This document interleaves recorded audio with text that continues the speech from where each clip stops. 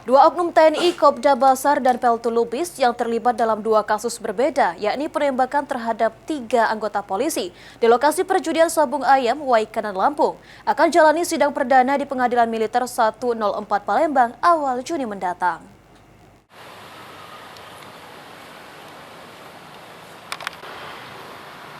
Kasus penembakan di lokasi perjudian Sabung Ayam, Waikanan, Lampung terhadap 3 anggota Polri yakni AKP Anumerta Lucianto dan 2 anggotanya segera masuk ranah persidangan di Pengadilan Militer 104 Palembang. Setelah pihak Otmil 105 Palembang menyerahkan berkas perkara kedua tersangka ke Pengadilan Militer 104 Palembang. Dalam penyerahan berkas ini, Otmil menyerahkan 2 berkas perkara dari 2 tersangka dengan kasus berbeda, di mana Kopda Basar dijerat pasal berlapis, yakni pembunuhan, kepemilikan senjata api ilegal, serta perjudian.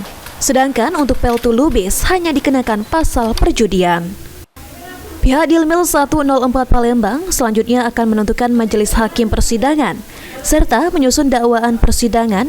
Diperkirakan kasus ini akan dilakukan sidangnya awal Juni, terbuka untuk umum. Sejak perkara dilimpahkan, itu perkiraan sekitar 10 hari kerja. Karena kami punya waktu 1, 2, 3 untuk menetapkan majelis hakim, kemudian hakim ketua menetapkan hari sidang, kemudian mempelajari. 1 minggu sebelumnya kami harus mengirimkan ke Outmil untuk pemanggilan para saksi dan terdakwa. Kalau kita hitung sekarang, berarti sekarang tanggal 23, nanti ada hari libur juga. Kalau saya lihat dari tanggal, mungkin nanti teman-teman update saja. Mungkin di bulan Juni, kalau hitung 10 hari ke depan.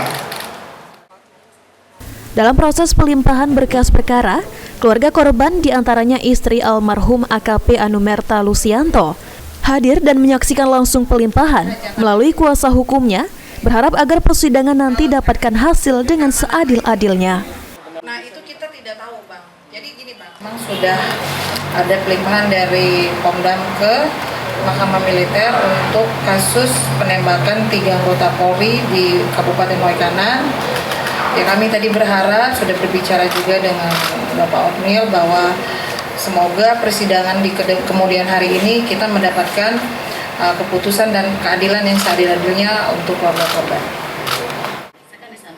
Terkait dengan isu bukti transfer, Putri Maya Rumanti selaku kuasa hukum keluarga korban tidak bikin khawatir karena jaraknya yang cukup jauh dari kejadian, dan itu bukan untuk pengamanan perjudian, namun untuk pengamanan hiburan malam.